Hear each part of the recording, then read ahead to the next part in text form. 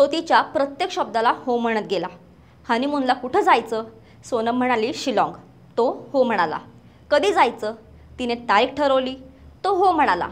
कोणते कपडे घालायचे? सोबत किती पैसे ठेवायचे? प्रत्येक निर्णय तिचाच होता आणि त्याची फक्त संमती होती। तो तिच्यावर डोळे झाकून विश्वास ठेवत होता।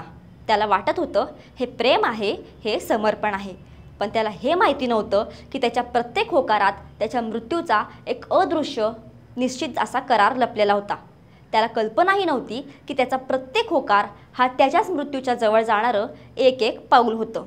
शिलाँग हनीमून मर्डर मिस्ट्रीमध्ये आता रोज असे काही हदरवून टाकणारे खुलासे होत आहेत, जे राजा रघुवंशीच्या हत्येमागचा थंड डोक्याचा कट आणि त्याची पत्नी सोनम रघुवंशीच्या विकृत मानसिकतेचा प्रत्येक थर कांद्याच्या सालीसारखा उलगडून दाखवत आहेत। तिचा पहिला प्लॅन होता सेल्फीच्या बहाण्याने पतीला दरीत ढकलून देण्याचा, आणि या संपूर्ण कटामागे आता हवाला कनेक्शनही समोर आला आहे। काय होता हा सेल्फी प्लॅन? तो का फसला? या प्रकरणात हवालाचे पैसे कुठून आले आणि राजाचा हा आंधळा विश्वासच त्याच्या जीवावर कसा बेतला? आज आपण या कहाणीतील त्या अदृश्य बाबींचा शोध घेऊया, जे राजाच्या अंधविश्वासापासून ते त्याच्या निर्घुण हत्येपर्यंत आणि हत्येपासून ते हवालाच्या काळ्या दुनियापर्यंत अत्यंत विकृतपणे जोडलेले आहेत। नमस्कार, मी मृदुला आणि तुम्ही पाहताय थोडक्यात। व्हिडिओला सुरुवात करण्यापूर्वी एक आवाहन, राजा रघुवंशीला न्याय मिळावा असं जर आपल्याला मनापासून वाटत असेल तर आत्ता लगेचच खालील लाईकचं बटन दाबून तुमचं मत नोंदवा। आता वळूया आपल्या मुख्य विषयाकडे।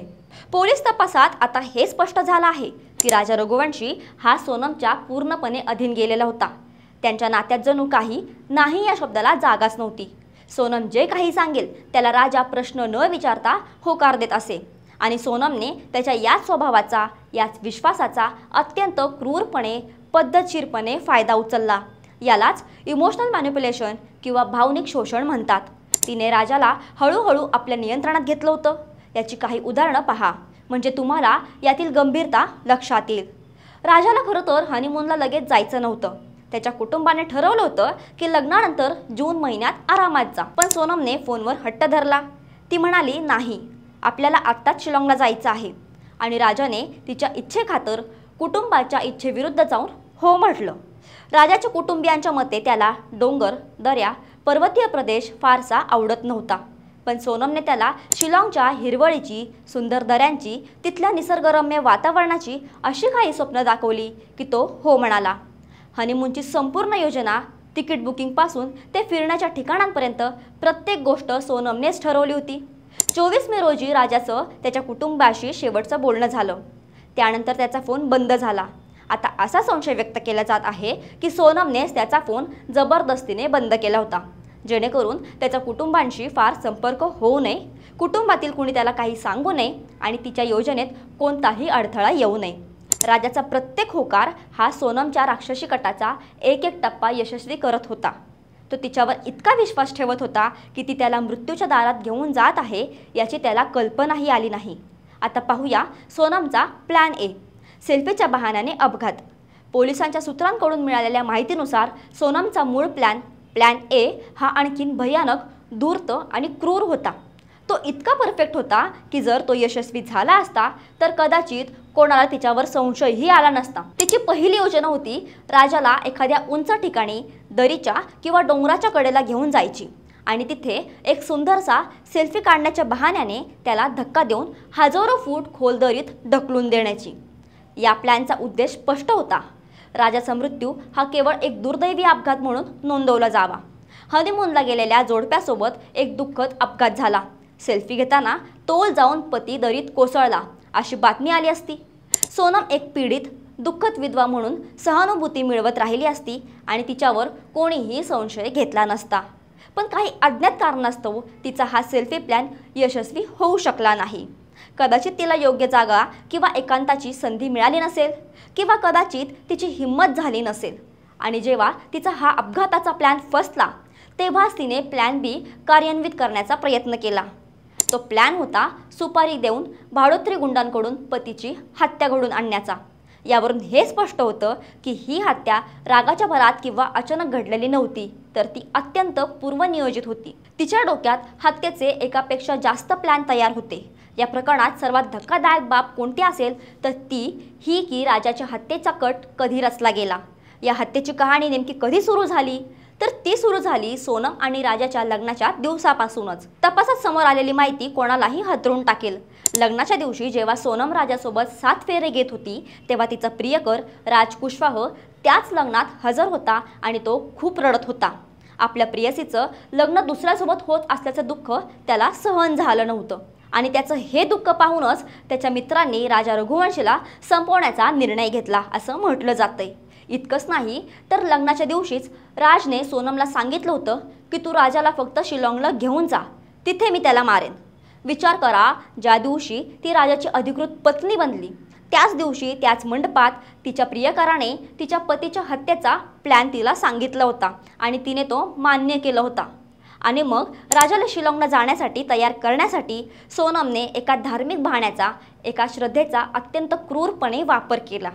ती राजाला म्हणाली, जोपर्यंत आपण ईशान्य भारतातील कामाख्या देवीचं दर्शन घेऊन येत नाही तोपर्यंत आपण पती पत्नी म्हणून एकत्र येऊ शकत नाही। या धार्मिक आणि भावनिक कारणासाठी राजासारखा श्रद्धाळू आणि पत्नीवर प्रेम करणारा तरुण सहज तयार झाला। त्याला कल्पनाही नव्हती की त्याला देवीच्या दर्शनासाठी नाही तर त्याला मृत्यूच्या दारात नेलं जात आहे। आता या कटामागे हवाला कनेक्शन असल्याचंही समोर आलं आहे, ज्यामुळे या कटाची व्याप्ती आणि त्यातील गुन्हेगारी नियोजन अधिक स्पष्ट झालं आहे। पोलिसांनी राज कुशवाहच्या फोनच्या तपासणीतून अनेक हवाला व्यवहारांचे संकेत मिळवले आहेत। हवाला म्हणजे पैशांच्या देवाणघेवाणीची एक अवैध, बेकायदेशीर आणि भूमिगत व्यवस्था। या व्यवहारात वापरल्या जाणाऱ्या विशिष्ट प्रकारच्या नोटांचे फोटोही राजच्या फोनमध्ये सापडले आहेत आणि सर्वात मोठा आणि धक्कादायक खुलासा म्हणजे या हवाला व्यवहारांसाठी सोनम रघुवंशीच्या स्वतःच्या बँक खात्याचा वापर केला गेला होता। याचा अर्थ ती या कटात केवळ भावनिकरित्याच नाही तर आर्थिकरित्याही पूर्णपणे सहभागी होती। राजने पिथमपूरमधील एका हवाला व्यापाऱ्याकडून 50,000 रुपये उधार घेतले होते आणि ही रक्कम त्याने हत्येपूर्वी प्रवासाच्या आणि इतर तयारीसाठी आपल्या 3 मित्रांमध्ये वाटली होती। यावरून हे स्पष्ट होतं की या हत्येच्या कटात केवळ प्रेम आणि विश्वासघातच नव्हता तर त्यात काळ्या पैशांचा, हवालाचाही वापर झाला होता। या संपूर्ण प्रकरणाचे थर उलगडण्यासाठी, या गुंतागुंतीच्या कटाचा पर्दाफाश करण्यासाठी पोलिसांनी ऑपरेशन हनीमून नावाची एक मोठी आणि व्यापक मोहीम सुरू केली होती। यामध्ये 120हून अधिक पोलीस कर्मचारी आणि अधिकारी सहभागी होते। त्यांनी 42हून अधिक CCTV कॅमेऱ्यांमधील हजारो तासांचे फुटेज तपासले, शेकडो लोकांची चौकशी केली, हजारो किलोमीटरचा प्रवास केला आणि त्यानंतरच या संपूर्ण कटाचे धागेदोरे एकमेकांशी जोडता आले आणि आरोपींना बेड्या ठोकण्यात यश आलं।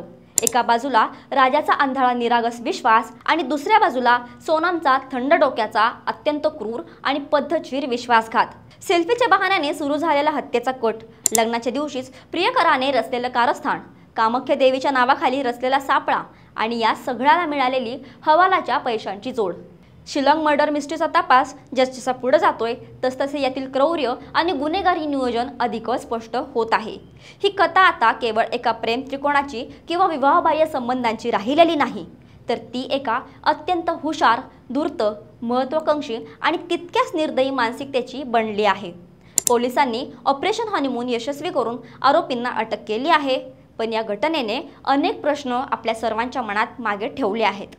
प्रेम, वासना आणि महत्त्वाकांक्षा एखाद्या व्यक्तीला खरंच इतकं क्रूर आणि अमानुष बनवू शकतं का? आणि आजच्या या जगात आपल्या जवळच्या व्यक्तीवर, आपल्या जोडीदारावर डोळे झाकून विश्वास ठेवणं ही सर्वात मोठी आणि जीवघेणी चूक ठरू शकते का? विचार नक्की करा। तसंच तुम्हाला याबाबत काय वाटतं ते आम्हाला कमेंटमध्ये सांगायला विसरू नका आणि अशाच महत्त्वाच्या व्हिडिओंसाठी थोडक्यातला फॉलो आणि सबस्क्राईब करायला विसरू नका।